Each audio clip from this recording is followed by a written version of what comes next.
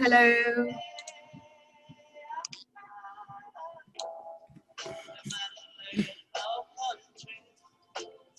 The appropriate music, Charlie.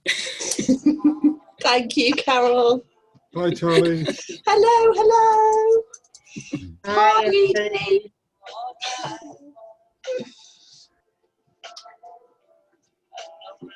There's Edie. Get away. Hello again.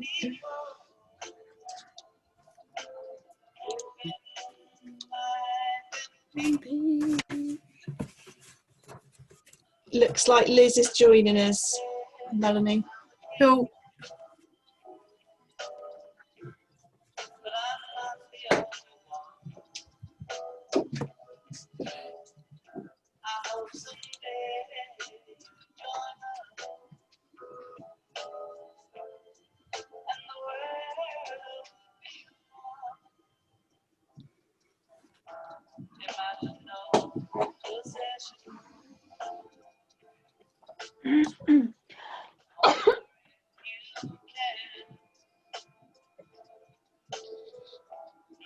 Hey. There we go. I'm in.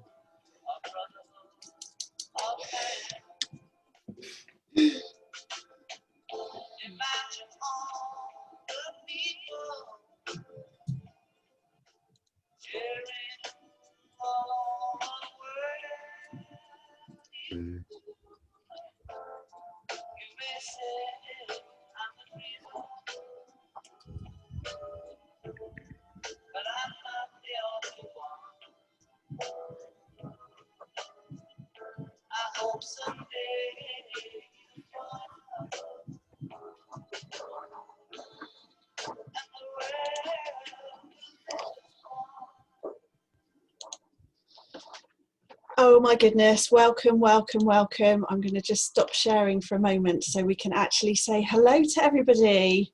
Hello, good evening and welcome. hello. Hello. Hello, hello.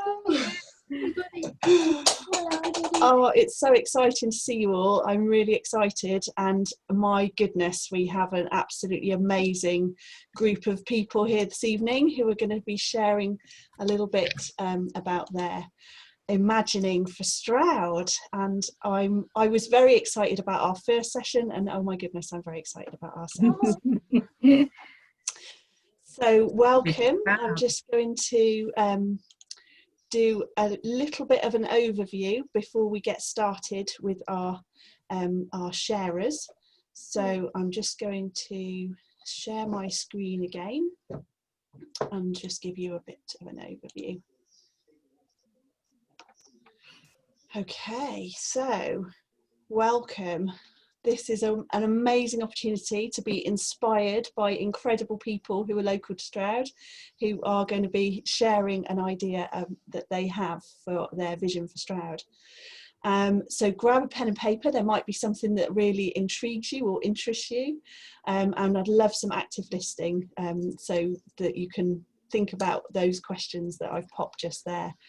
How you might support this person, how you might be interested in this idea or use it in your life. So I'd love it to be an active session, even if we are watching and listening to people sharing.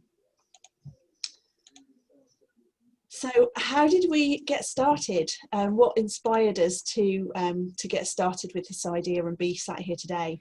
So a few of us attended a talk by Rob Hopkins, and he wrote a book, From What Is to What If, and it was almost exactly a year ago actually. It was in November for the book festival, and it was celebrating the collective power of imagination, and a few of us were really inspired by this incredible idea and the different projects that are in the book. There's different projects from all around the world that are live projects that are actually happening, where they're actually doing amazing things as a result of using the power of their imagination. There was an example of a civic imagination centre in a place called Boulogne, and yeah, we were really excited about this possibility, and so a few of us decided to get together and to see what we could come up with. So we thought, what if we could have something like this in Stroud? This is an entirely volunteer-run project. It's a group of volunteers that have got together weekly or fortnightly for quite a few months to kind of coordinate and put this together. So I want to say a big thank you to those people that have been helping. So a little bit of housekeeping. If you could stay muted unless you're speaking, that would be massively helpful because it just helps to reduce the noise. So if you can just check if you are muted at the moment. If you can keep your camera on, it's amazing for the speakers to actually be able to see the people that they're talking to. So that's that would be really helpful. It's absolutely fine to have children in the background, and there are children present this evening. So we have let the speakers know that they need to make sure that what they're talking about is suitable for kids to be around as well. We are recording the session this evening, and we will be playing that to people who can't attend, and also be using it for future publicity, because we'd love to do more of these kinds of events and show people what's been happening and how it works. On the top of your the top right hand side of your computer or of your phone, there should be an opportunity to switch either to speaker view or gallery view. You get to choose which one you want. As we've got quite a few people here, it might be helpful to have it on speaker view, and then the speaker will naturally be the main person that you see. Otherwise it might be a bit of scrolling through to try and find the person that's speaking. There is a chat function, and Melanie, who's here this evening, giving a wave right now, will be able to give us, she'll be able to check the chat function. So if you do want to post any comments, they will be viewed in there. And if we don't get to them this evening, then we will follow up with them after the event as well. So by all means, use the chat function if you'd like to. There are a couple of slots available for Q&A, for questions and answers. So if you do want to ask a question, then if you can raise your hand to ask, you can physically do that. You're welcome to do that. But with quite a lot of people, it's also really helpful if you can click on the part that says participants, and you'll see some options on the bottom right hand side. And there is actually a raise hand option, so then I'll be able to see it more clearly on the screen that you are raising your hand if you'd like to ask a question. Again, I'm really sorry we might not get to all questions because we're quite short on time, but by all means email stroudimagines@gmail.com if you want to find out more information about any of the projects or ideas that you come across this evening. It's very exciting. Does that sound all right so far? Any nods? Yeah, that's great, wonderful. That's brilliant to hear. Okay, so we have our incredible list of sharers for this evening. It's really exciting to see different people with different ideas that they want to get across. So I'm really excited to explore how this goes this evening. Okay. So. And then when I need to speak, I'll sit down. So first up we have Angela Smith, and she's going to be speaking about what if we close the streets for play. So can I ask Angela to unmute? Hello. I'm going to stop sharing. Hi Angela, I'm just going to stop sharing. Fantastic. There we Okay. go. Can everyone hear me okay? Yeah, super. Lots of thumbs up. Brilliant. I have a small presentation. It is not flashy. It was done in a rush this afternoon. So hopefully the words speak for themselves. I'm hoping anyway. Right. So let's see if I can manage this. Okay. There we go. Okay. What if we closed the streets for play? I imagine most of you have some memory of playing out near to where you live, good and bad. However, young people today are missing out on a lot of fun and a lot of learning. What if we closed my street for play? My kids would certainly have a lot of fun. They'd learn new games, have a sense of freedom and independence. They'd make new friends from different schools and of different ages. Maybe my daughter would learn to ride her bike on the flat, which doesn't happen often around here, but because she sees other kids doing it and because she wants to be like them, not because I'm trying to teach her something else. The kids would get lots of exercise without asking me once for screen time. I wouldn't have to tidy up all the mess created by indoor play. And I wouldn't have to worry about what the neighbours think about my kids being out, because I would have talked to them and got them on board first. I would have a shared project with my neighbours. We'd work together to give our children the same chances that we had when we were young. Whilst we're loosely supervising our children, neighbours would have a chance to talk. Maybe something surprising might come from these conversations. Tool shares, skill shares, babysitting swaps, nothing formal, just neighbours helping out. But we can't help each other without having these conversations first. And sometimes you need a reason. And I think this is a pretty good reason. I organised road closures for play on my old street in Bristol, so I know that all these things can be possible. So, playing out started in Bristol. I can't remember how many years ago, probably about 10 years ago now. It's now a national scheme that's been adopted and supported by over 20 local authorities. However, it is really essential that the councils back it up with a free temporary road closure to make these regular sessions possible for residents. The road closures are a short-term tool. The long-term goal is that there is a cultural shift and children, adults and traffic can coexist, because through playing out, residents made it clear that our public spaces are for everyone. I have a video to show you from the Playing Out website, which I think does my job for me, but I want to just check, hold on. I need to share computer sound, there we go. Okay, ready? Let's go.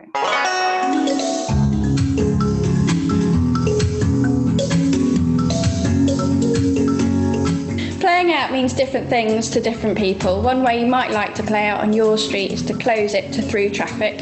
These short films will give you a few pointers to get you started. We generally play out once a week from about May onwards, and then during the winter months we tended to do it about once a month. It doesn't have to be once a month, that's just what we chose. It could be once a week, or we thought once a month. It's fine for us lot. A lot of the children go to different schools, even though they live on the same street. So it's meant that they've been able to get to know each other and play out with children of different ages and different backgrounds. And it has improved the relationship with other parents around, which is good for us. It's just made the road a nicer place to live, really.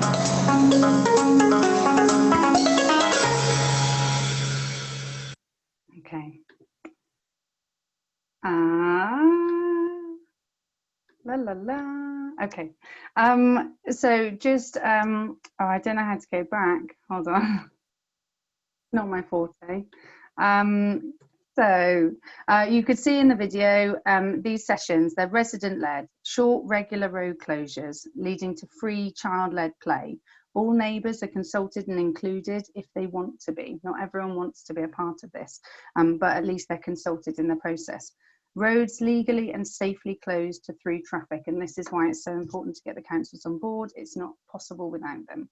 Stewarded by residents, car access for residents is possible, but safely stewarded and at walking pace. And these are simple, normal sessions. This isn't a street party. This isn't a huge song and dance, a huge event. It's just little low-key, regular opportunities for people to get together where they live. Now, I've just moved to Gloucestershire, or removed to Gloucestershire after growing up here, and this is what I found out so far. So play streets have happened outside of school in Wootton-under-Edge. There's also been a pilot scheme in Gloucester in Abbeymead last year, thanks to a letter from the Department for Transport to all highway authorities endorsing street play, and that made a really big difference to how the councils felt about it. Gloucestershire County Council was developing a specific application form for street play. However, it's on hold because of COVID, and also they wanted to continue to charge £125 for the privilege. In all other local authorities that have made this happen, it's free for residents. Obviously, it's not free for everyone. It has to happen somehow, but those councils have chose to subsidise it because they genuinely see the benefit to people's health and to communities. Stroud Town Council currently charges £85 for a temporary road closure. So there's still conversations to be had there. And the most important question at the moment is how COVID changes how possible this is. I'm no fool. I know things are changing. We can't get together in the way that these pictures and videos have shown. However, community is needed now more than ever. And I genuinely believe that there is a way that we can support each other through play, through conversations, through communication. And I'd love to speak to anyone that feels the same. I've written next steps ? Because basically this is as far as I've got. I don't know what the next steps are. I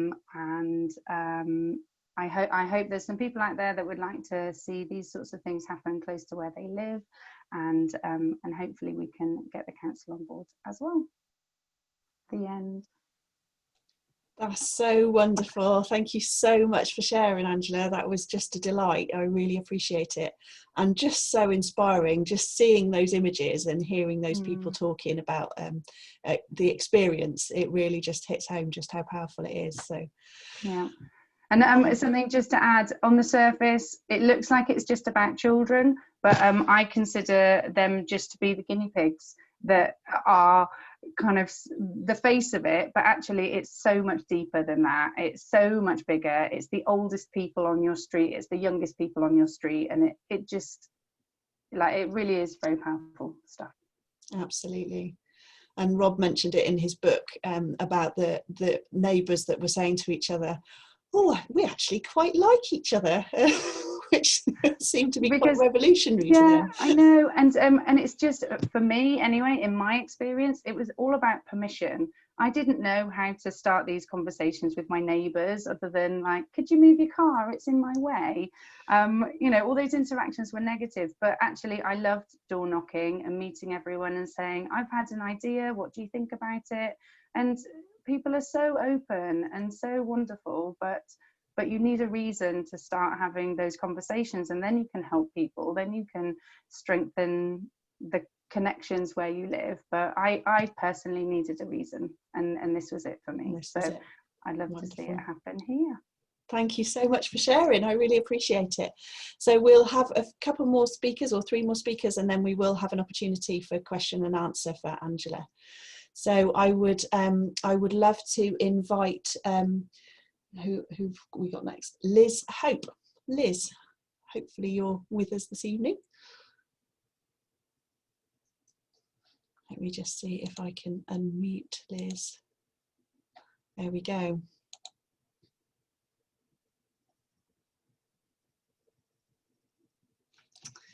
Hello, Liz.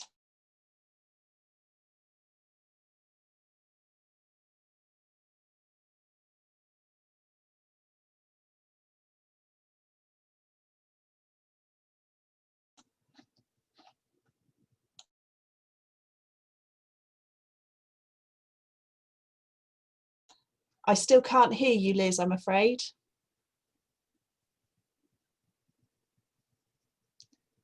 No, we seem to be having some technical difficulties, Liz. I'm really sorry. Would you be able to have a check of your microphone? And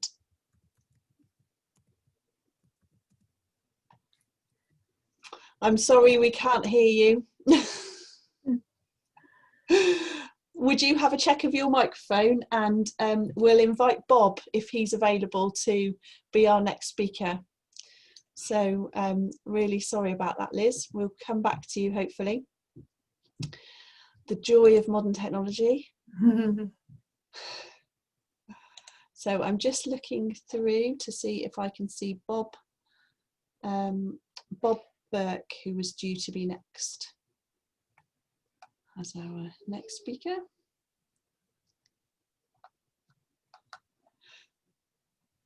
Any sign from Bob? Okay, so in that case, we will move. Sorry, I did hear something then.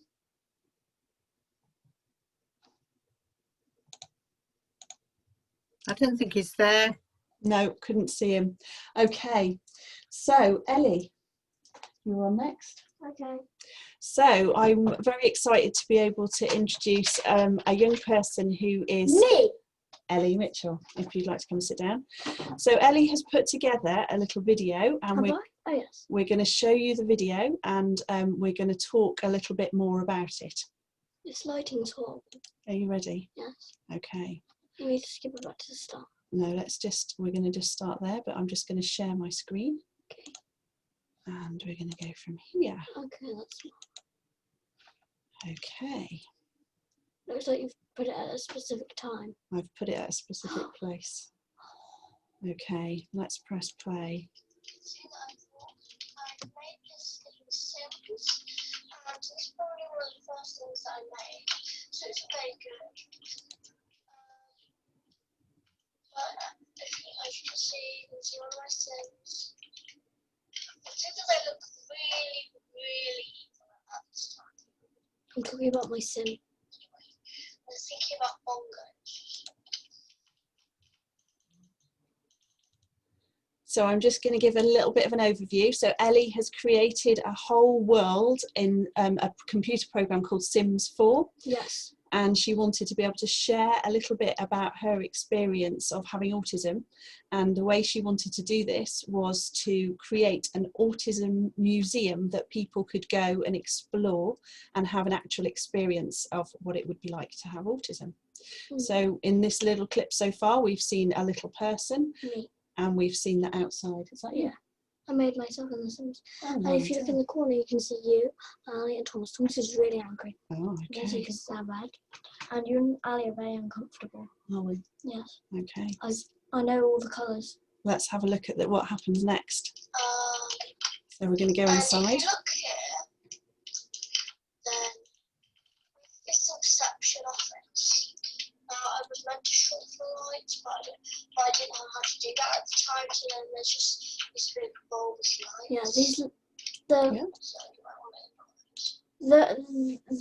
you may be able to see in the sky. There's these big flying saucers. Those are the lights.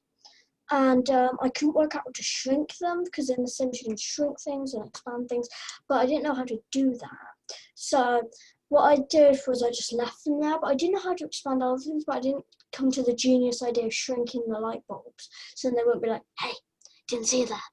Wonderful. Okay, let's see what happens so next. Here, as you can see, this room is color coded by completely yellow.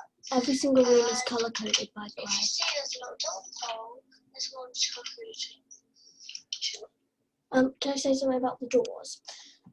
So the doors have a lovely, like the door colour isn't the colour of the room. If there's a yellow room, you can see here, there's the yellow room, and then it's connecting to the orange room. The yellow room has an orange door, so you know you're going to the orange building. And there's a little bit on the door, you can't see it because I've removed everything, removed the walls. But there's a little chalkboard, so you can like draw on the walls. Oh. No, not on the walls, on the doors, and rub them out. Very good. I know, it's pretty genius if I do say so myself. And you liked the idea of being able to know what colour the room was going to be that you were going to go into. So it wouldn't be like, oh! So it wouldn't be a shock. And you liked the idea that everything was going to be matching inside the room. Yeah. So it isn't just like, oh, yellow, green, ooh. But you did really like the carpet. I did really like the carpet. The carpet, what you do is when you come in, you can either take your shoes off or leave them on. You take your shoes off or leave them on with this carpet. Because it's one of those like things in the, like for toddlers that they use. But I feel like adults could also walk on them. So it could be like toddler, 2 adults could always walk on these things. And you can take your shoes off, keep them on, you could wear socks, you could wear no shoes, you could wear bare feet, you could wear absolutely anything on your feet you want and it'd still be comfortable. So. And what I absolutely love about this is that would be really fun for anybody. It would, and you're just saying like, oh. Anybody might like to take their shoes off. And go. And anybody might like to just walk around with their shoes on if they wanted to. Yeah. So that's really good. Okay, so let's see what happens next. I'll leave Marvin something to us. Okay. Orange, this one's red, this one's green, also doubles as a bathroom. The green is the bathroom. Yeah. red also connects to blue. We're not going to have too much time. I want to say something about blue. Okay. So blue, if you didn't know, is actually the creative room where you can do what you want in the blue room. So you may be able to see that there's a little ladybug right in the corner of the blue room. That ladybug is, in primary schools they have them, and they're like buzzy bees, and you can program them to just walk forwards and backwards and that way, and can speak. I don't think they can speak, but and they can just go around in circles and stuff, and you program to do it, and then they do it, and it's really cool. And you can see that there's easels. You can paint on the easels, but don't cover up the entire thing. Make sure that to leave other things for other people, so other people can also paint on the lovely easel. And there's also soft toys you can play with. There's a backpack full of lots of fun stuff. You can't really see the backpack because it's not in shot. You can rummage through the little bin for unwanted goods that other people don't like, but you could like. Very good. Yes. So what I love about it is it thinks about everybody, doesn't it? It does. And what everybody might like. Everybody, not just me. Not just you, and not just one or two other people, but lots of people. Lots of people. And people might have different preferences. Yeah, so they might not want to draw, and then they don't have to. And then they don't have to do that. And they really, like, people might really want to program this little thing. I really want one. They're really cool. And they just, you can program them to do whatever you want. It's not really complicated because we had them in like year 2. And they would just be running around in the classroom. You'd have them on like a really special day, like on Friday. If you'd done really, really, really well and got a specific amount of house points, you'd be able to play with them. And in pairs, not in groups, because they only had like 5, because they cost like 90 to 100 pounds or something. Because they're like, yeah. But you'd like one to be available. Yes, and people. So should we show them upstairs? Yeah, upstairs. Okay. Let's see if we go upstairs. Blue should connect to here, which is the room where they have stairs. If you go up the stairs, you can see the sensory. Let me explain the sensory. Okay. Okay. So I'm going to explain the sensory room. If you could like adjust the thing that. There, here we can see it all. Can you close that? So if you can see here, what there is you can see lots of different stuff. So you can see lots of speakers, but they don't all work. So they just say like, oh, it might be too loud. And you can see lots of microphones. Now, what the microphones can do is they either make your voice really, really, really deep or really, really, really high. There's no in between. It's really deep or really high. And I forgot to add them because they don't have them in the Sims 4.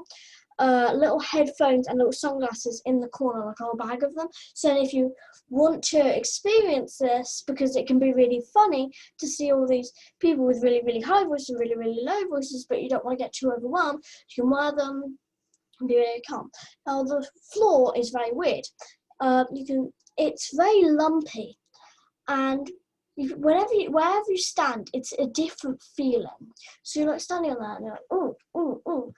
And there's just random lights for no reason. And like there's a sofa that you can sit down on for no apparent reason. They don't have a VR headset in The Sims, so but there would be if you want a full experience. Then you could have the VR headset, put it on, and like fully experience it. But this is like a almost simulation. And there's also like a box, and you can see like those music boxes. And what they will do is they will, when you put them on, when you turn them on, they will play random music, not good music, really random music. And whenever you try to switch it to a different song, the music will get progressively worse the more you skip. But if you skip backwards, the music will get better. Kind of poetic in a way. And you can see like random like objects, because you never know what's going to be just appearing. And there'll be like VR headsets for everyone, and there'll be and the wallpaper, everywhere you turn, it's different. And it isn't like different as in like wherever you turn, it's like different and it's perfectly different. No, there's it's like perfectly different with one sticky out one that is just like, hey, didn't see that. Just a bit annoying. Just a bit annoying, like, hey. And you wouldn't notice it until you probably look around and you see just a little slit. We've got about one more minute. Okay. So what would be the key things you'd like people to know in the last minute? You'd mentioned before that you thought it'd be quite interesting for people that do have autism to be able to go and see how other people experienced it and what it was like for them. Yeah. So if people don't have autism, they could go into this room and they could go and have this experience of different noises and different lights and all that all together. Yeah. There'd also be wild goat noises just mixed in the music. Just wild goat noises. Yeah, not like when you skip it, it's just random goat noises. In the music, it'd pause, random goat noise, carry on with the music. And then Ellie was thinking it might be quite interesting for people to try and do sort of normal tasks while having these extra sounds and extra lights and extra activities going on. And maybe it would be quite interesting for people with autism to be able to see how people that don't have autism get on with that. If they have these different sounds and different lights and different things going on, are they still able to do those things that they would normally find quite easy and normally find quite straightforward? Mm-hmm. Okay, I just think it is incredible that Ellie's been able to put this together and to be able to express it as she has. I think you're amazing. All credit to me. Absolutely, all credit to you. There's people clapping and yes, you do so well, Ellie. It's just remarkable. And to be able to explain that to other people is just a really big thing. So we're still not going to quite be ready for questions yet, but Ellie will be around to have some questions in just a moment. So we're going to just try one last time to see if Liz Hope is available and just see if you can go sit down. So Liz, do you want to try your microphone?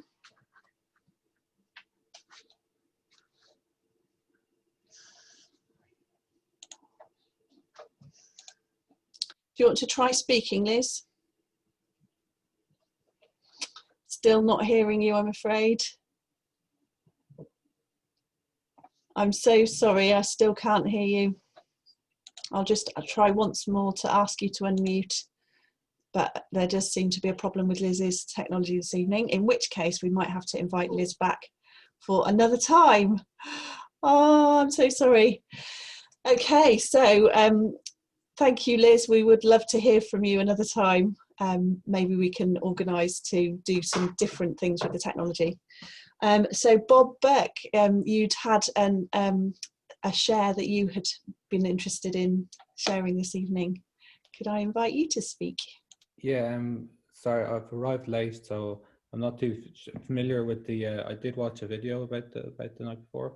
I'm not too familiar with the field night, so it feels like I'm just sort of dropped in a bit. But how long have I got to speak? You've got up to 7 minutes, so okay. And don't worry at all. You're welcome to, if it's shorter than that, that's absolutely fine. But I will kind of wave you. Yeah, of course. Yeah, I would have preferred to actually get a feel for the temper of the night, but it's fine. Okay, so I'm a poet, and I'm going to do 2 poems if I can. One is about the first one I'll do is about inner potential, and sort of I've always been fascinated by the idea of the untapped human potential, and I've witnessed it as something real, that like through meditation circles where people just awaken this potential that they never knew was there and no one else knew was there, and it just seems to come from nowhere, and it seems to be more than the sum of the parts or something, if that makes sense. Okay, so I'm going to do that poem, and then I'm going to do a poem about death. When death is, but it's death in terms of it being an inspiration to life in a way. But it's no doesn't apologize about death. It's very much in your face death. Okay, so I'll start with the first one. The matter of my heart is born from the sun, but I am akin to the moon, with a sole purpose to reflect the source of light onto the soil-skinned surface of life, to stir movement unseen under the surface of my being, to elicit the feeble strands of new beginning from the many dormant seeds of human potential that lie within us all. Every small flower to great tree has grown from seed, and so have we, from practically nothing but a little small sized pea to what we become to be, what we now before us see. But more miraculous to me is that we continue to grow as we learn from each other, sister, brother, father, friend, colleague, or lover. We become a unique blend of each other. On a small world that twirls through infinite space along the finest line of atmosphere, we may ask, what is our place here? What is the defining drop of me in the great sea of humanity, or the unique element of I in the open sky of life's infinite multiplicity? But more importantly, who cares? Our hearts are born from the sun, so that the light of our life may light the life of others. We affect and reflect our sisters and brothers.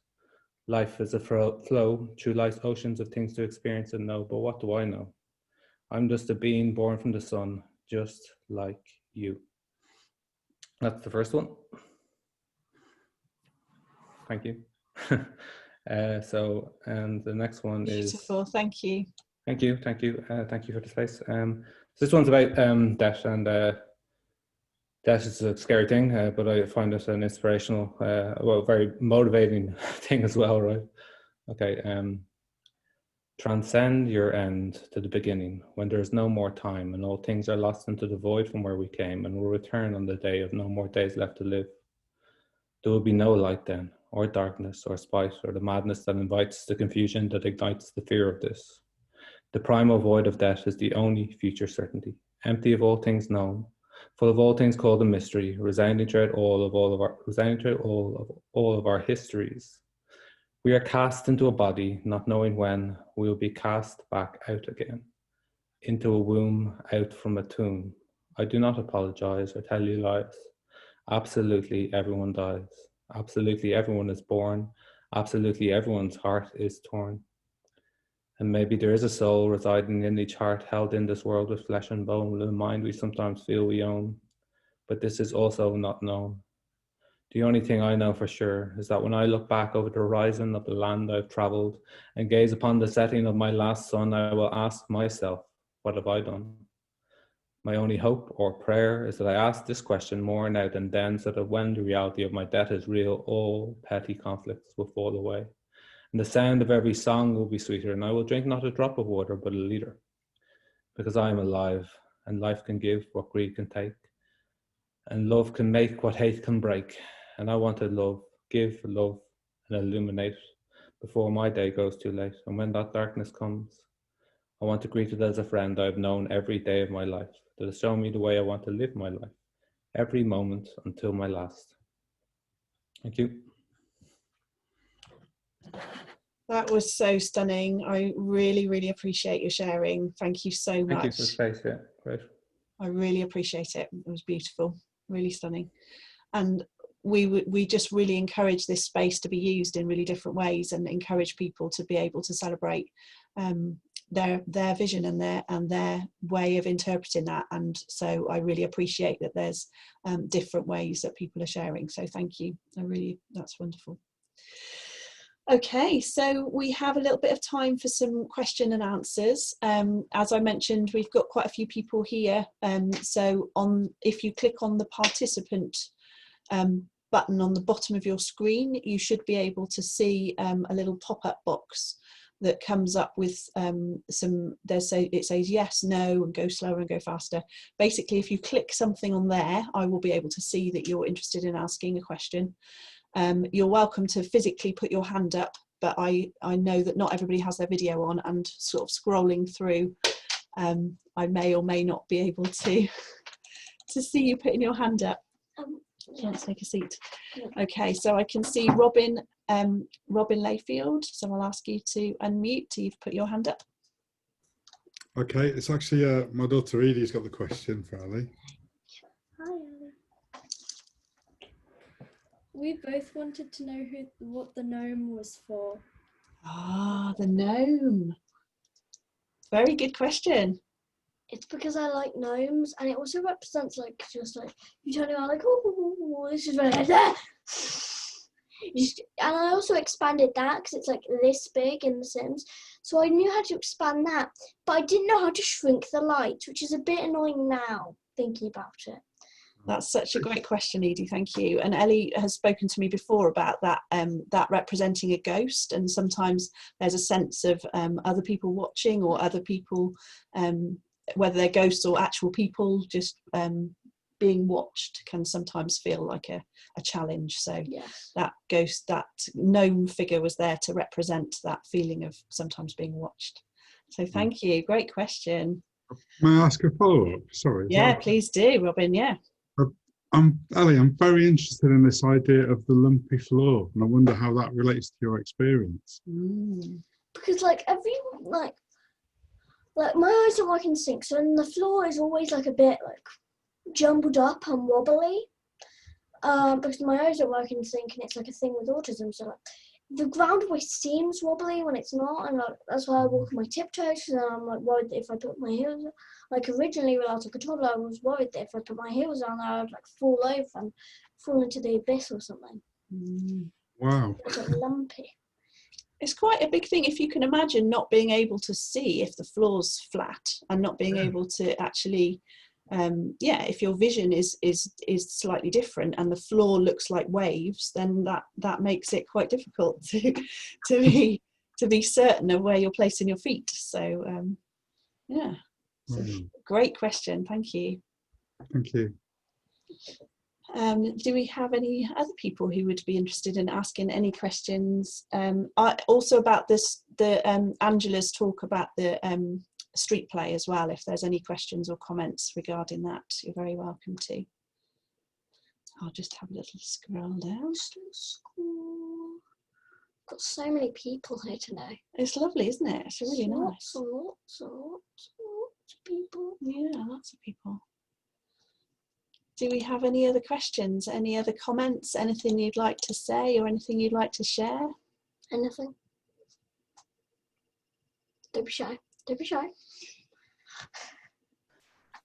Can I just say, I have seen there's a few questions in the chat. Oh, fantastic. So it might have come to me directly, but somebody has asked if I can share the video, which I will do. Someone asked, how long are the roads closed for? Is it a whole day or just a few hours?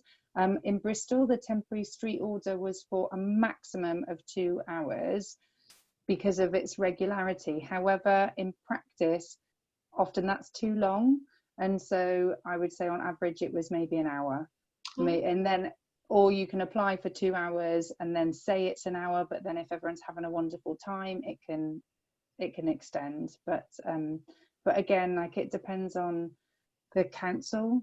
Like, they might, like the highway, I can't remember any of the proper terms anymore, but the highway agency organisation who closes the road may have their limits on it anyway. But anyone that said hello, apologies if I haven't been in touch since last time, but I've got a new job and I've been really busy, and I'm definitely going to get back in touch with people now. Fantastic. Thank you, Angela. That's brilliant to hear. Okay. Where's the chat? Any last? Oh, we've got. Yeah, we've got Murray. It looks like. Can I ask Murray to unmute? It looks like. Hello. Hello. Sorry, more kind of comment question things. Sure. So for awful with names. Angela. There we go. It says on the screen. Cheating. I really like the kind of community fact of that. The kind of pointing out that it is beyond kids. Kids playing can bring people together and can be a gateway into generally knitting people together. And I think that's a really important thing. And it's something that I associate strongly with Stroud. So actually, it makes a lot of sense to really drive forwards here. And then for Ellie, is sensory stuff a lot of what you have? Because for me, sensory is like most of what I experience, because I'm autistic as well. Yeah. Yeah, I have a lot of sensory, like, oh. Yeah, no, the hand gestures are the best way to explain it sometimes, aren't they? it really does speak it, doesn't it? It really Yeah. does express it. Yeah, I do this a lot, and Yeah. that, I do it's think. like, yeah, it just doesn't quite, yeah. But I really, really like the idea, that kind of trying to explain it to people because sometimes words don't work. Words can't fully get what's going on for you into somebody else's brain, and so the actual experiential stuff is so important, and something that I think there are so many misconceptions and harmful beliefs about what autism is, and what autistic people are, and how varied we can be, and how wonderful an individual we can be. So yeah, I'm really, yeah. And the creativity is just incredible. The links that Ellie can make between different things are remarkable, and so quick, and just, yeah, really, really fascinating. So we would love to see, wouldn't we? See about exploring it a bit further as an idea. So we'd be really happy to chat with people if that was something that they would be interested in exploring further. Okay, well, that was amazing. Thank you for sharing, Murray. I really appreciate that. One last shout out, if there are any other questions or comments or anything that people would like to say before we start our second half. I know, it's exciting, isn't it? Yeah. I don't like every single YouTube ever. Okay. Well, thank you all ever so much. So we are going to hand over to Carol for our first sharing of this next section. So Carol, can you unmute yourself? Thank you, Charlie, and special thank you to Ellie for her presentation, which was wonderful. Oh, thank you. I'm afraid I don't have anything fancy like slide sharing, so it's just me talking. But what I want to talk about is roads and traffic, because it seems that wherever you go, there's roads, and wherever there's roads, there's traffic. And because there's more traffic, there's more roads, and because there's more roads, there's more traffic. And we get caught in this vicious circle. But at the same time, we all use roads. We find them useful. They get us from A to B. They link places. But at the same time as they link places, they divide places. You know, everyone can think of a place, a village or a town, which is divided in two by a main road going through the middle. So it's a sort of contradictory thing. So looking ahead to our future world, what can we do about it? Apart from COVID, which was very effective at reducing traffic, there are two ways of looking at it. One is to reduce the need to travel. That's to put things closer to where people are so they don't have to travel around so much. And the second is to provide other ways of travelling, called modal shift by the policymakers. I want to look at the two schemes I want to talk about tonight are both concerned with the second, with providing alternative ways to travel. So one of them is more concerned with longer distance travel.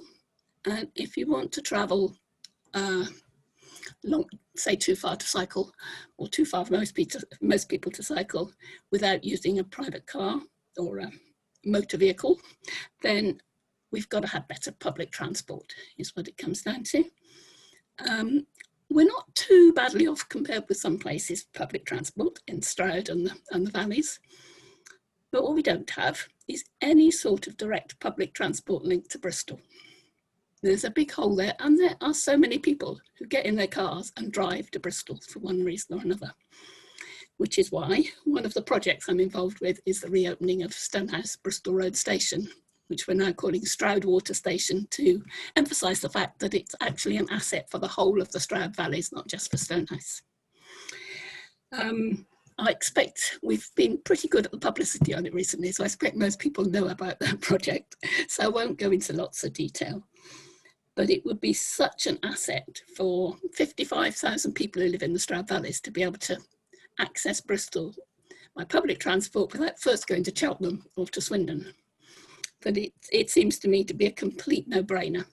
And it's got massive support from local people, from town and parish councils, from the district council, from our MP. But the one organisation that we can't get a definite support from is the Transport Authority, the County Council. So at the minute, it's all about putting pressure on the County Council to commit to supporting a station there. And it's not an alternative to another station. We want to think you can have stations in all the places that need them. There's certainly room for several on that line. So that's why I'm taking the opportunity, which is a bit cheeky, I suppose, to ask people to sign our petition to the County Council and, if possible, write to your county or contact your county councillor too and lobby them to support it, because we have got to get the county council on side. So my second project, which people will probably know less about, is more to do with cycling shorter distances, or cycling or walking shorter distances. And it's to do with the A419 between Stroud and Chelford, which many of you know.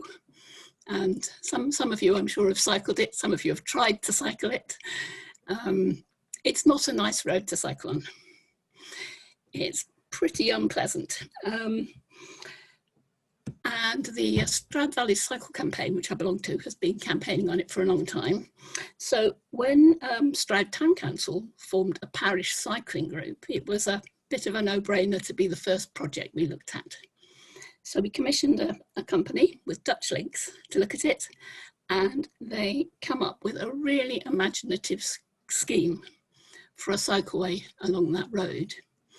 It would be a 3.5 metre off-road cycle route following the road, and also a 2.5 metre walkway. They're calling this the Golden Valley standard because it's the Golden Valley.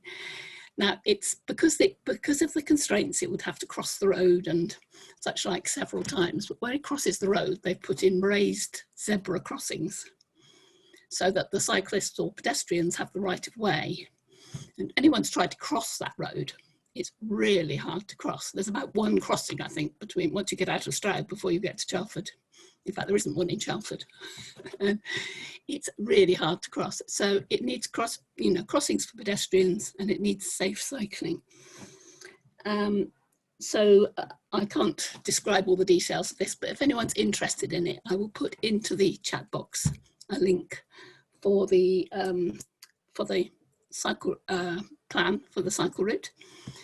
The County Council they've supported this one. They have agreed to, they've applied for funding for the first section, which is the section going out of Stroud,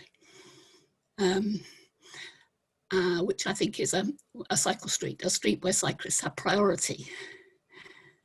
I think there's sort of links with this, with Angela's project in a way, in that taking back the road, if you like, from the traffic, which has sort of taken it over. So, I mean, these are just two example projects, but I think they're they're sort of examples of what we need to work on, because we do have to take back our roads. They take up so much space and they cause pollution, etc. So really, that's all I need to say. I probably haven't used my 7 minutes, but it doesn't matter, does it? Questions are welcome, and I will put links to both projects in the chat box. That's really appreciated, Carol. Thank you ever so much. It's really, and you're absolutely right. I love how it links to Angela's talk as well. And it would be wonderful to reclaim these areas for all kinds of reasons. So thank you ever so much for sharing. And yeah, but by all means, let us know the links and so on, and we can share those more widely with people. Martin Whiteside's already put in the one for the cycle project. Ah, fantastic. He's on the ball, he's on the case with it. That's amazing. So yeah, thank you ever so much. And we'll have 3 more sharers, and then there'll be another space for question and answer for Carol and the other sharers as well. So Adrian, I'd like to invite you. Hi, thanks Charlie. Can everybody hear me? Yay. Yes, good. So what I'd like to do is, could everybody just close their eyes and take a few seconds to imagine something, somewhere, a building, a place, a space they think is beautiful.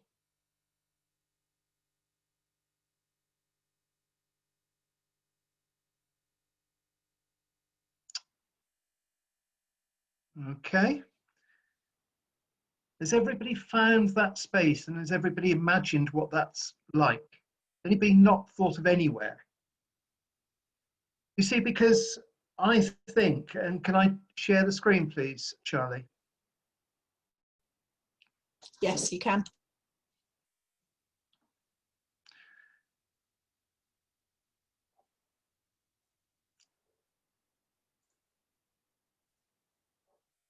Is it coming up?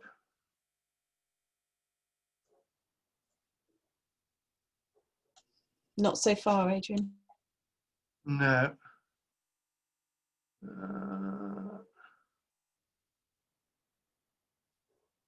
Okay.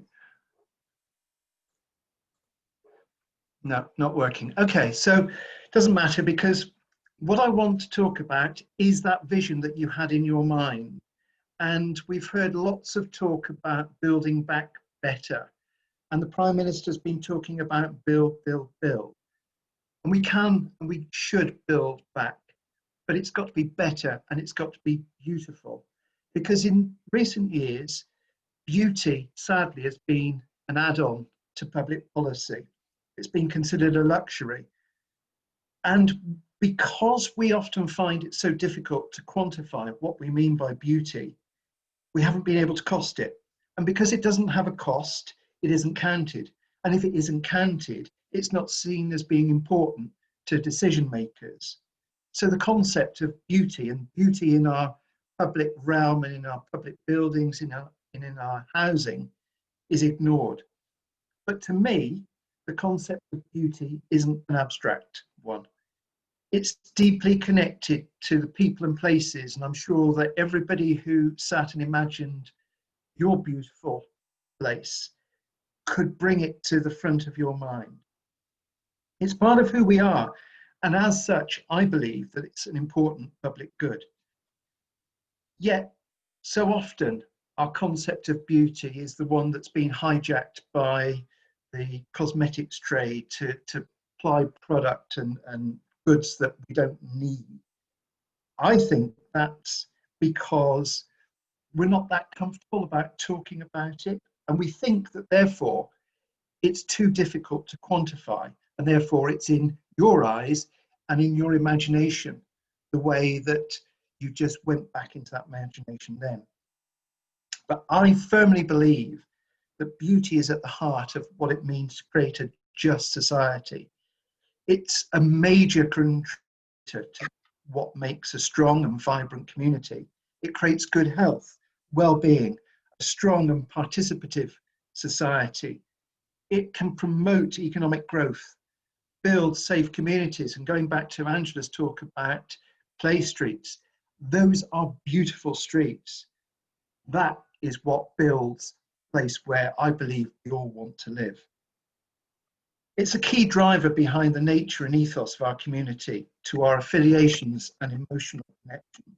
It's central to who we are, and I think it's one of the reasons why we choose to live where we do.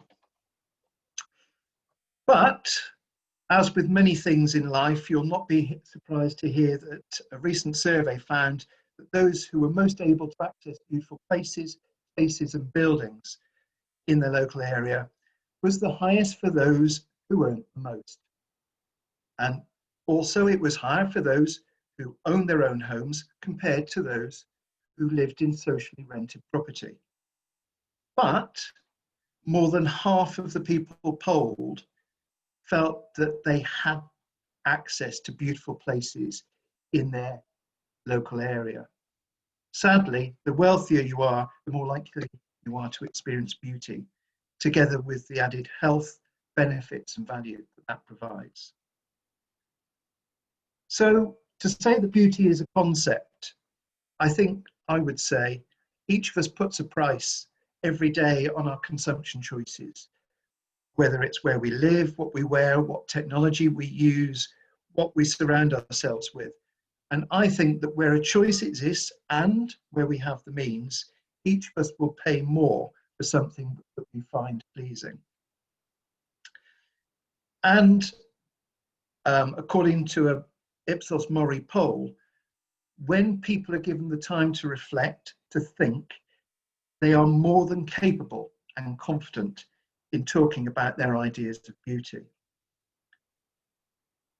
And what I would say is that that same research found that there was a high degree of common thinking about what people think is beautiful and where they find it. Overwhelmingly, people said that they found beauty in the natural environment. That's obvious, but also in buildings and parks, in art and music, in people and in fashion. The appreciation of beauty is something that's clearly valued by people. And we expect it, we want it for other people. And a survey back in 2015 showed that, and it was very English, it said that the English saw that the right to beauty was something that was a right rather than a luxury. Only 3% disagreed. So when people start to talk about beauty in their local areas, they talk about less litter and rubbish, less crime, vandalism and graffiti, and less rundown and vacant buildings. Those are all things that we would all say hurt our concept of beauty and our surroundings. And we know that experiencing natural beauty both reduces stress and promotes well-being. Access to green and blue spaces, green spaces obviously, we know, blue spaces, water, running water, the canal, the river, lakes, ponds, are widely acknowledged to be good to improve mental health. And even roadside trees and green vegetation can play a part in reducing computer stress. Yet the trouble with beauty is it's a quality, and politicians and planners are much more comfortable talking about quantity. So I would say as a nation, as we seek to build, build, build, and build back better, it's a time for people to call and want a bigger say over what that looks like. Interestingly and importantly for us locally, as the District Council struggles to find places, new homes that people need, and the government tells them that we've got to have. Research generally has shown that almost 3/4 of people would support the building of more homes if they were well designed and in keeping with their local area. They had a nod to the local vernacular and they weren't the ticky box houses that developers find so easy and cheap to throw up and which sadly are littering our countryside. So one of the issues I think is that we're so linked to beauty as something that is in the past, and we see it in the sort of National Trust buildings and the big houses and the expansive great parks. It's not just about that, it's about our modern buildings, it's about our open spaces, it's about our parks, our green spaces, and it's about the new developments. And we should be constantly on to improve the new developments that are being placed in our communities. And the ugliness of areas where many people on lower incomes live serves as an indicator of the low value that society places on their well-being. Wider access to beauty contributes to everyone's well-being. I believe that we need to protect both existing beauty, but there are many places that lack any beauty at all, and a new right to conserve alone will just preserve what we've got at the moment. We need to make sure that everyone has a community right to beauty. We've seen that people are willing to talk and think about what they would like in their local area if they've got the space to do so. We know that there are economic and financial benefits come from being beautiful. That's why people pay a premium to live in nice places. But these, I think, are something that we can do about. People often disagree about buildings, whether they're beautiful or not. But this is not a fact that's unique to the concept of beauty. Subjectivity is found in other areas of public policy, and we deal with it. But if beauty cannot be meaningfully written down, it can be negotiated away. Therefore, I'm saying that we all need to have 4 essential principles of beauty. And they are that we should, 1, democratically challenge new development, not in order to prevent development, but to make sure that it enhances and improves the local environment and doesn't create a blot on it. That we should call for improvement of derelict, void or unsightly buildings. And, you know, I don't know, Tricorn House might be one of them. Be taken into public ownership and to be made beautiful again. Not sure that Tricorn House was ever beautiful. There we go. Thirdly, to protect, maintain and improve local, cherished, beautiful buildings that surround us. And the cemetery up in Bisley Road is open this Sunday. People to go and have a look at how that can be taken back into a beautiful building rather than a boarded up shell. And fourthly, that we ask as citizens to be enabled to take part in citizen juries, to be given planning for real exercises, to have neighbourhood forums where people are given the tools, the space, the environment to help them start to take back control of the towns and communities that we all love to live in. Thank you very much indeed. Beautiful. Thank you so much, Adrian. That was really fascinating, and I absolutely love the practical things that we can actually do towards that vision. So thank you so much for sharing. Okay, we've got 2 more sharers, and then we've got a little space for some other question and answers. So I would like to invite Sunshine Lombra to join us. Sunshine has another some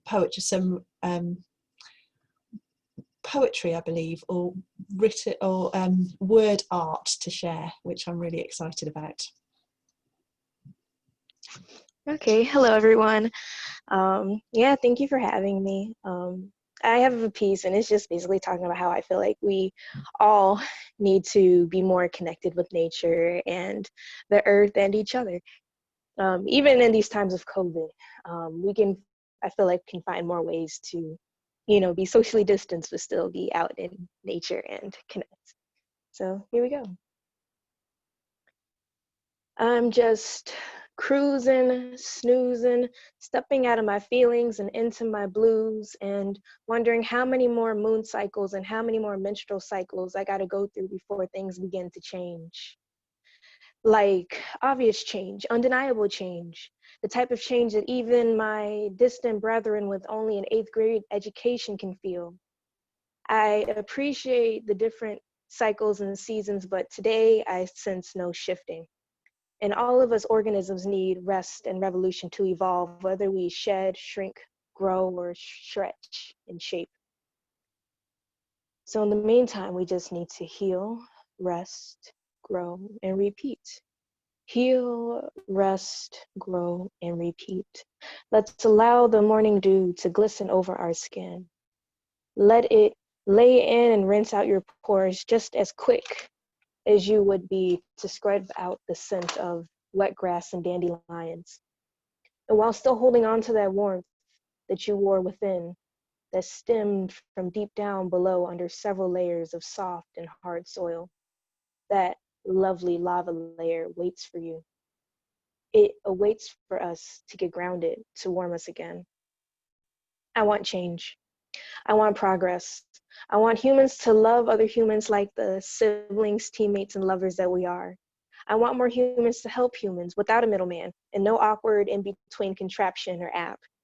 I want less humans making expensive apps to help humans, less humans making robots to help humans, less humans making strange internet content to pleasure other humans.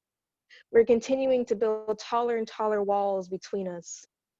We're transporting ourselves through cities, through neighborhoods, and through breathtakingly beautiful landscapes and sceneries with our portable walls. We each live in a large, fragranceless porta potty that we lease out, yet tell ourselves separate us from our antiquated ancestors and our local impoverished barbarians. We think we are advanced. We believe that we can change the world without leaving our walls. Perhaps we believe that even though you can't see or hear us, as long as you know we're here, it doesn't matter. We don't care that you don't know us, as long as you know our work online. We are the future. We are living in portable caskets. Thank you. That was just so stunning. Thank you so much for sharing. I really, really appreciate it. It's just so nourishing to have different shares. So I'm just very, very grateful to you, Sunshine, for being there and for sharing as you have. So thank you. And we have our final sharer for this evening, Ruth Davey, if you would like to unmute yourself. Hi everyone, thank you so much, Charlie. And it's so nice to see lots of people who I haven't seen for so long that I normally bump into in town. And so yeah, I feel quite nervous, more than I would if I didn't know people, I think. It's kind of weird. Yeah, so thanks Charlie for this opportunity. So I want to talk to you tonight about what if we used our eyes, but also some other tools which I'll come on to help us revision the future. So actually some of what I'm going to be saying relates very much to what Adrian said, and we actually had a chat about this yesterday, in fact. I think it was only yesterday. And like Adrian, I'm going to get you to close your eyes. So if you can just close your eyes for a moment. Take a couple of deep breaths.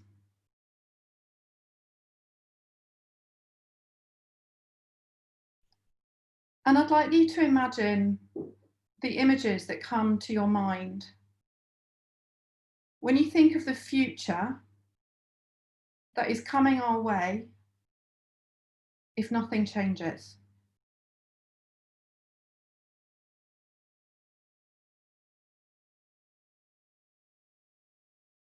And just bring your awareness to how you're feeling right now about the images that you're seeing in your mind's eye and how that makes you feel.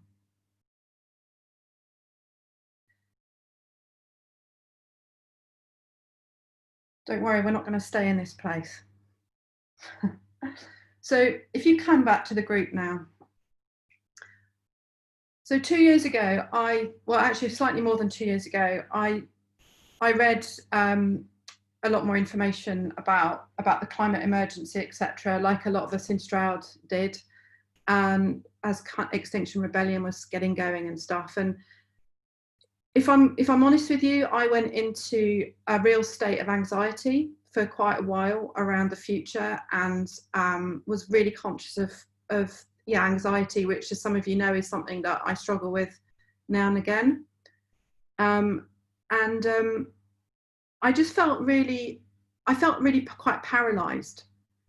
And I thought, well, hang on a minute, Ruth, you've got loads of tools that you can use, that you use in other ways, that you can maybe bring to this in some way. So I started to think about the power of the imagination, the power of what we do see on our mind's eye, and also the photography that some of you will know I use. I am a photographer, and I use photography generally to help people become more present in the future. Sorry, in the now rather than the future. But this was how can that change to become something that we can use more to actually revision the future and create a new story that we'd like to see, rather than the story that's coming our way. And I can't kind of go into the detail of it in a few minutes, but I read something in Polly Higgins's book, which I'm going to read to you now. So I actually had the initial version of it, but the Dare to Be Great book. And And for those of you who have it or who might want to buy it, it's the quote I'm going to read is on page 98. It's not really a quote. It just relates to what I'm sharing with you tonight. So this is about setting an intent for change. You can say it, write it, chant it, draw a picture of it, sing it, whatever gets your intent out there. Why? Here be 3 reasons. 1, intent is energy not made yet into form. 2, giving expression, voice and vision gives your intent form. 3, by giving it form, your intent has moved to an outward expression that sets in motion something tangible. Energy and motion moves forward. In quantum physics, what you have done is moved atoms of energy with conscious focus. Where they go next is up to you. You are in charge. Literally, you are charged by the energy you have just put into motion. You can now determine how best to use this new energy. So when I read that, it was like, you know, like sometimes you read something and you think, oh God, that's really speaking to me. And it's kind of underlined and it's become a really massive thing for me. And within the context of what I'm sharing this evening, the idea is that through all these imaginings that we've been discussing this evening, you know, we've all got these amazing ideas. We can visualize them in a really specific way in our mind's eye. What do they literally look like? And where I guess what I feel that I can offer for you to then go and do yourselves is that you can then create images that speak to that particular idea, something that you will remember that looks like that actual image in your mind's eye. And then you, by printing it out, printing out this photograph or series of photographs that you create about this future that you want to see, you put form to that, and which gives it energy. And it's then flowing. It's more likely that you'll take action and actually make that idea a reality. Do I have time? How much time have I got? Have I got a couple of minutes? I've got a few photographs. Sorry? 2 minutes. A few minutes, okay. So I'm going to share screen, hopefully. Where's it gone? Here. Okay. So this is just a quote, actually, initially that that I just like to share. That again meant a huge amount to me. I was at Hawker College, I don't know how long ago now, years ago now, and Scylla Elworthy was speaking about her book, Pioneering the Possible. And this was a quote that she talked about a lot from Professor Joseph Rotblat, who's, I've got no idea who he is, but anyway, he was a mentor of hers. And it's this quote, the future belongs to those who can see it. And it's one of those things, again, that just stuck with me. So I'm going to share with you a few photographs that I've created over the last, I don't know how long, some of them are quite old actually, but when I've kind of, that speak to me of things that I believe help, well, they help me, and they might be inspiring for you guys too. So for me, this speaks to me of connection. And we talked a lot about connection and what connection actually means. And within this context, it's connection with others, but we can also, it's about connection with ourselves and also connection with nature. And actually here, it's about connection with nature as well. This is about creativity and the need for us to really think outside the box and use our creativity in whatever way is meaningful to us as individuals.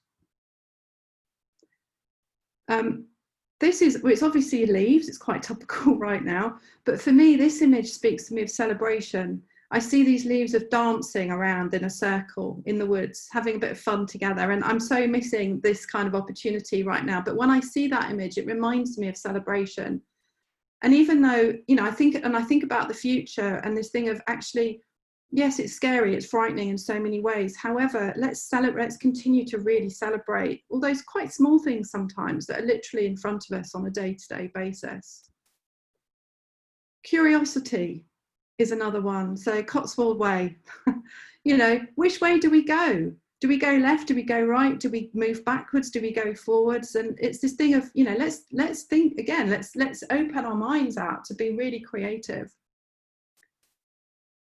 This one to me speaks of courage, and this was taken at Batsford Arboretum actually quite a few years ago now. And that thing of hanging on in there when things get really tough and building resilience. Yeah, I could speak for hours about that, but anyway. This one here is about calm, feeling the calm amongst the chaos. And again, it's that thing, by becoming calm in the moment, we can become, it can help us to cope with whatever is going on, either now, but also our thoughts around the future. Just one more minute, Ruth, I'm really sorry. Nearly done, nearly done. And here, this one is about compassion. It speaks for itself, really. And the idea behind this is that by people creating their images of things that are important to you, to them, and you might notice that all the words that I've just been using all begin with a C. So it's part of a framework I've created called the 7 C's plus. But this one is the plus bit. This is the contribution bit. So what can I do? What can I do to change the future, to create the story that I want to see? So just to finish off, I think so many of us this evening have used photographs or images, or in Ellie's case, it's amazing. I can't remember what the game was, but it's so visual. And it just helps us so much to not just dream, but to actually see, to literally see what we're talking about. And I think that every, you know, all the other projects, whether it's poetry or, I mean, Sunshine's word art just then, it's like, wow, how powerful is that? You know, my mind was boggling with images and all kinds of stuff. And I just think that there's a whole, yeah, it could be quite an interesting thing to explore further. So that's it from me. Thank you.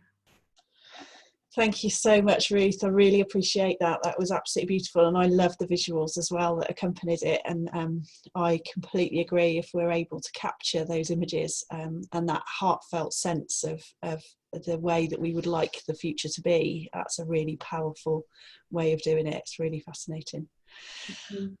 So we've just got a few minutes for a bit of open floor time. So if anybody has any questions, any comments, anything they'd like to share, any particular ideas that they've had that have been kind of set off from any of the speakers that we've had, there is a little opportunity if you would like to. Over to you. Let me just have a flick through because I can't. I'm just gonna, if I put it on a gallery view. Robin. Hi, question for the talks they've all been fantastic, by the way. I've really enjoyed all of them. I love Sunshine's work and Rob's earlier as well. They were great.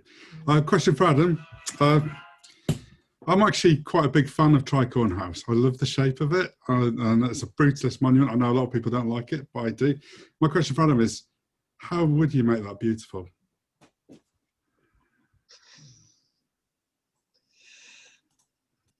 I think there's lots of ways that you would make it useful, but what I would be more interested in is getting local people involved in imagining what it could look like and what it could be used for. At the moment, and for many years, it's been an eyesore and it's been a blot on our landscape.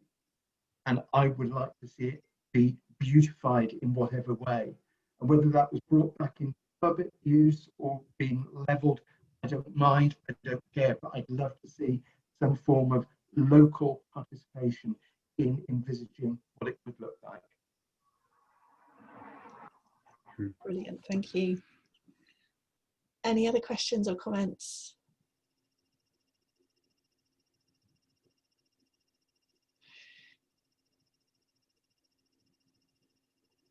Adrian.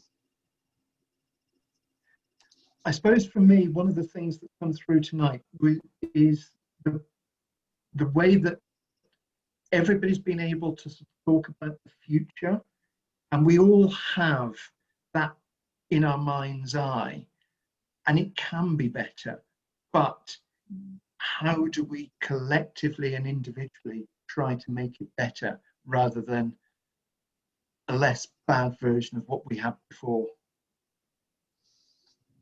I don't know the answer, I'm just posing the question, but I think the fact that so many, and you know, all right, so Ruth and I had spoken, but I didn't know what she was going to talk about until we had a chat. But the speakers have all been looking at a different way of doing things, a different vision of the future. And I think that's incredibly positive. And we should be trying to capture that and build it more into what Build Back Better actually looks like, rather than just building for the sake of it.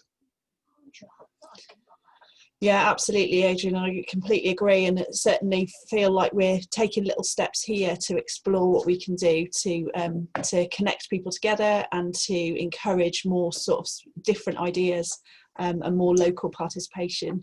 But I think it's a really valid point, a really valid question that we do need to explore that further, kind of individually and collectively. So, yeah, thank you. I just noticed Tricia had her hand up. Tricia, did you have a question or comment that you wanted to share? You're muted at the moment, Tricia. It was supposed to be a thumbs up. I was just agreeing with what I'd said, but it wasn't thumbs up, sorry. No, that's absolutely fine. I just wanted to check in case there was another question or comment there. Thank you. Anybody else have any questions or comments or anything else they'd like to add? Zarin? Yeah, I think it was pretty much the same as the thoughts I had last month, was that there's so many wonderful ideas. I just would be sad that if we lost anything, you know, and I know that that people made connections as a result of last month, and I'm sure the same thing will happen this month, but there is an interconnectedness that, you know, has been already mentioned, that the idea that we have a common vision, all of us, and we have different ideas about how we want to see it realized, but you just don't want to lose the energy and the different ideas that people have had, and especially the poetry, you know, just, I don't know how we promote it or share it, but I just think it's, you know, so many wonderful things. I don't want to lose them. Absolutely, yeah, I completely agree. What I'd love to do is to be able to separate out the video into small chunks, so that those individual videos can get shared more widely, because I really appreciate that people might not necessarily want to watch the kind of hour and a half in one go, but it would be lovely just for people to have snippets. So I'm going to be working towards that aim and sharing those videos more widely. Any other questions or comments? Anything else that people would like to add?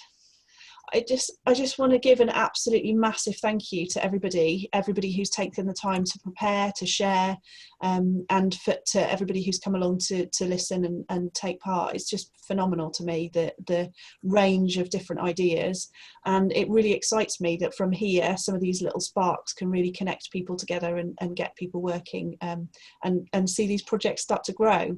We'd love to be in touch in the next few months and just explore how things have developed for different people.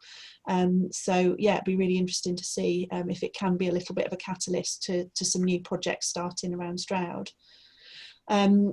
You're welcome to connect with us through the Facebook group. We've got the Stroud Imagines community, we've got the Stroud Imagines Facebook page, and you're also welcome just to email stroudimagines@gmail.com if you've got any questions, or if you'd like to be connected with any of the projects or any of the speakers that have been here this evening.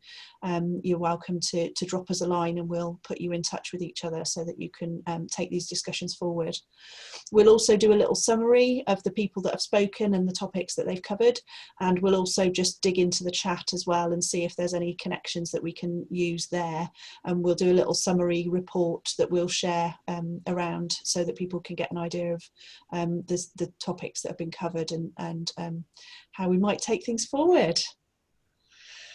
Thank you so much. It's been an absolute pleasure and a privilege to be with you and to spend time focusing on a positive way forward, because I feel personally that this is something that we all really need right now. I would love us if we could all unmute ourselves for a moment, and if we can all give everybody a big round of applause. And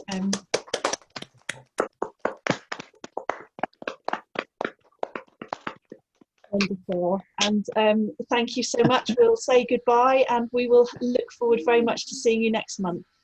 Bye. Thank you. Bye. Bye. Bye. Bye. Bye. Bye. Thanks for the talks. They're great. Bye.